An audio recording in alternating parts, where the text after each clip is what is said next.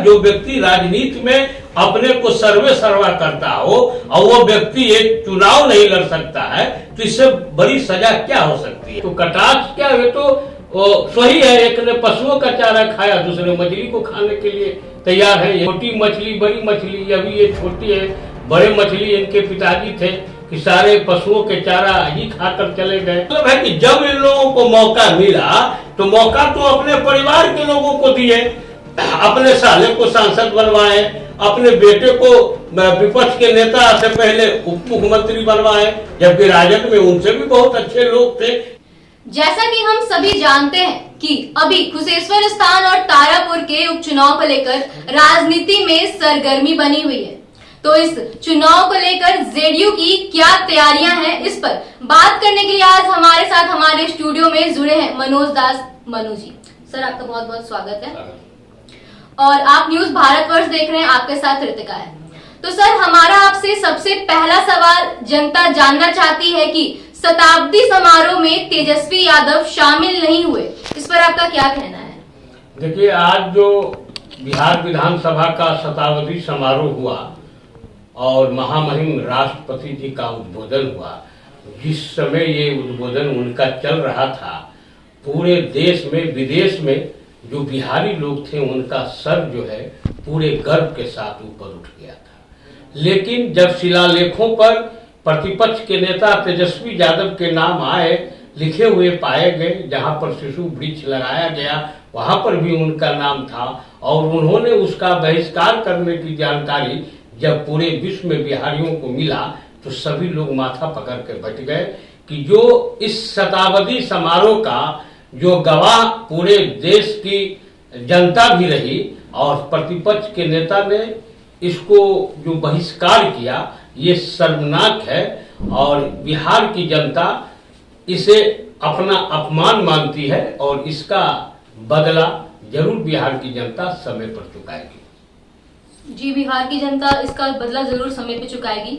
वहीं हमने देखा कि आरजेडी नेता तेजस्वी यादव ने 2 दिन पहले तारापुर उपचुनाव के प्रचार के दौरान एक स्थान पर रुककर नदी में मछली पकड़ते हुए नजर आए, जिसका वीडियो सोशल मीडिया पर वायरल भी हुआ है। और वहीं दूसरी ओर जेडीयू पार्टी के द्वारा ये कटाक्ष किया गया है कि अभी बड़ी मछली पर ध्यान दिया गया और छोटी मछली पकड़नी बाकी है। उनके पिताजी से बड़ी मछली आखिर है कौन, इस पर आपका क्या कहना है? देखिए, एक नाटक चलता है और जो चुनाव का समय है उस चुनाव के समय कुछ ऐसे जो छदम वाले नेता हैं जिनको की जनता से कोई लेना देना नहीं रहता है, कभी किसी कार्यकर्ताओं के घर में भोजन कर लेते हैं, कभी किसी कार्यकर्ताओं के खटिया पर सो गए और फोटो को सोशल मीडिया के माध्यम से उसको लाते हैं। अब हम जा रहे हैं चुनाव प्रचार में जूता मोजा पैंट पहनकर जो है हम मछली मार रहे हैं, तो ये क्या दिया जा रहा है? तो वही कटाक्ष किया जा रहा है। इन लोगों का तो काम ही है छोटी मछली बड़ी मछली, अभी ये छोटी है, बड़े मछली इनके पिताजी थे कि सारे पशुओं के चारा ही खाकर चले गए, तो इसीलिए इस पर कोई कुछ है ही नहीं और ये केवल मीडिया में आने के लिए और इस तरह का प्रोपगंडा करते हैं। कभी मछली मार दिए, कभी किसी के यहाँ बैठकर सत्तू पी लिए, तो ये सब आम दिनों में भी अगर कभी उन्होंने मछली मारने का काम किया होता तो ये माना जाता। लेकिन जहां पर है सोशल मीडिया का आज प्लेटफॉर्म का जमाना आ चुका है और उसमें ये जा रहे हैं, तो कटाक्ष क्या है, तो सही है, एक ने पशुओं का चारा खाया, दूसरे मछली को खाने के लिए तैयार है, यही संकेत दे रहे हैं। जी, राजनीति में तो ऐसे कटाक्ष लगातार चलते ही रहते हैं। बढ़ते हैं अपने तीसरे सवाल की तरफ। तो सर, जैसा हम सभी इस बात से अवगत हैं कि कल लालू प्रसाद यादव के द्वारा घोटाले को लेकर न्यायालय के द्वारा सजा दी जा रही है, इस पर आप क्या कहना चाहेंगे? देखिए, ये तो न्यायालय का काम है, इस पर हम या आप कोई आदमी कुछ नहीं बोल सकते हैं और ये अगर किसी को सजा मिलती है तो वो दोषी होते हैं। तो इसके पूर्व भी उनको कई मुकदमों में उनको सजा मिली है, वो एक तरह से सजा याफ्ता भी है। अभी वो बीमारी के नाम पर उनको बेल मिला हुआ है, अब सजा देगी नहीं देगी, और क्योंकि न्यायालय के जो न्यायाधीश होते हैं सारे कागजातों को पढ़ने के बाद ही कोई फैसला देते हैं, तो इसलिए ये न्यायालय का काम है और ये रूटीन वर्क है। ऐसे मुकदमे जिनके भी ऊपर हैं तो आकर उस चीज को देखते हैं। तो अब सजा, अगर उन्होंने उस कागजात में उनकी गलती पाई जाएगी तो सजा मिलेगी, तो ये कोई नई बात नहीं है। वो सजा के आदी भी हो चुके हैं। अब जो सजायाफ्ता ही उनके लगा हुआ है। जो व्यक्ति राजनीति में अपने को सर्वे सर्वा करता हो और वो व्यक्ति एक चुनाव नहीं लड़ सकता है, तो इससे बड़ी सजा क्या हो सकती है। न्यायालय पर हम लोगों को शुरू से ही विश्वास रहा और न्यायालय के द्वारा ही जो अरबों रुपये जो जनता के खाए गए, उसके जो दोषी रहे उन लोगों को सजा दी गई है। सजा तो होनी चाहिए। खैर, बढ़ते हैं अपने आखिरी सवाल की तरफ। तो आपने काफी कुछ आरोप लगाए हैं तेजस्वी पर और वे नौमी फेल है, इस पर आपका क्या कहना है? आपने कई आरोप भी लगाए हैं। देखिए, आरोप प्रत्यारोप की बात नहीं है। जो सच्चाई है वो सच्चाई। हमने कहा कि जिसके भी पिताजी मुख्यमंत्री रहे हो, जिनकी मां मुख्यमंत्री रही हो, उनके वो व्यक्ति अगर 9वां ही फेल हो तो उस व्यक्ति के बारे में क्या कहा जा सकता है। अनुकंपा के आधारित राजनीति उनकी है। तेजस्वी यादव अपने ही राष्ट्रीय जनता दल के किसी के कभी भी प्रखंड अध्यक्ष नहीं रहे, किसी विंग के कोई अध्यक्ष नहीं रहे, कोई कार्यकर्ता नहीं रहे, सीधे लालू यादव के पुत्र थे, इसलिए उनको मिल गया। तो लालू यादव की परिवार की राजनीति रहती है ना।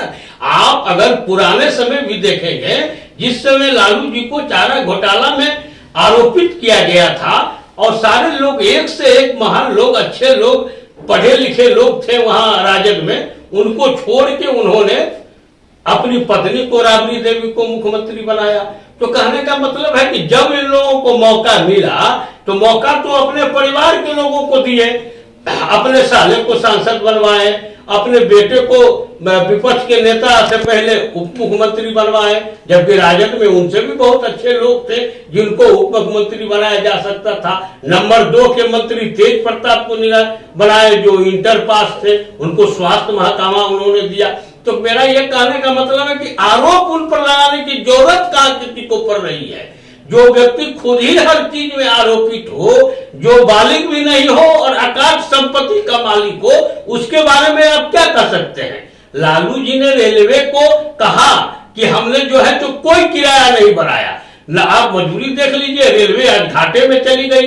रेलवे की जमीन जो है औने पौने भावों में उन लोगों ने खरीद लिया। वो कौन, अशोका होटल, क्या होटल। तो जिस व्यक्ति का यही शुरुआती ही रही है तो उस पर आरोप लगाने के नहीं। तेजस्वी यादव विपक्ष के नेता हैं, लेकिन उनके सामने सारे लोग बोले हैं। अब जिस पार्टी के प्रदेश अध्यक्ष को एक विधायक गाली बकता हो, बहुत बात कहता हो, उस पर वो कार्रवाई नहीं कर सकते हैं। उनके भाई तेज प्रताप जी अभी कांग्रेस को जा रहे हैं प्रचार करने के लिए, लेकिन वो कुछ नहीं कर सकते हैं। तो इसीलिए हमने उन पर कोई आरोप नहीं लगाया। आज एक रिक्शे वाले भी जो ठेला चलाकर अपनी जिंदगी को बसर कर रहा है, वो भी अपने बच्चे को कम से कम मैट्रिक इंटर कराता है। और मुख्यमंत्री के बेटे जो है वो व्यक्ति आज 9वां भी पास नहीं हो, तो ये 20 के 7वां के बाद 8वां आश्चर्यजनक साबित होगा। इसलिए तेजस्वी यादव पर आरोप लगाने की कोई जरूरत नहीं। जो भी है उनका ही किया दिया है। ये बात तो आपने सच बोली कि लालू प्रसाद दूसरे को मौका कम देते हैं और अपने ही परिवार वालों को ज्यादा खड़ा करते हैं। अभी हम आपसे एक सवाल और करना चाहते हैं कि यहाँ उपचुनाव होने वाले हैं दोनों क्षेत्रों पर, कुशेश्वर स्थान और तारापुर, इस पे आपका क्या कहना है? देखिए, उपचुनाव हो रहा है और उपचुनाव हुआ, हमारे विधायक का निधन हो गया, जिस कारण से भी हो, तो जो है वहां और हम लोगों की कोई तैयारी नहीं। तैयारी तो उसको करना पड़ता है ना जो जनता से दूर रहता है। हमारे विधायक, हमारे पार्टी के हर एक कार्यकर्ता वहां के जनता के साथ जुड़े हुए हैं। ये चीज ये ऑटोमेटिक वहां चल रहा है, सारे लोग उसमें है। तो जो तैयारी अपना कर रहे हैं उनको करने दीजिए। कोई बहुत बड़े बड़े इंग्लिश जिग्नेश फिग्नेश सब आ रहे हैं। कभी लालू यादव का चर्चा थी कि वो आकर उपचुनाव में प्रचार करेंगे, पता नहीं किस बिल में दुबक गए। तो इसीलिए ये सब उन लोगों को देखना पड़ता है, तैयारी करना पड़ता है जो जनता से दूर रहते हैं और जिनका ध्येय रहता है जनता को लूटना। हम जनता को मालिक मानते हैं और हमारी जो विकास के जो क्षेत्र रहे, काम रहे, हमारे पुराने विधायकों के द्वारा जो काम किए गए, उसके बल पर हमें पूर्ण विश्वास है कि जनता हमें दोनों सीट पर जीत कर बिताएगी। जी आपका बहुत बहुत शुक्रिया।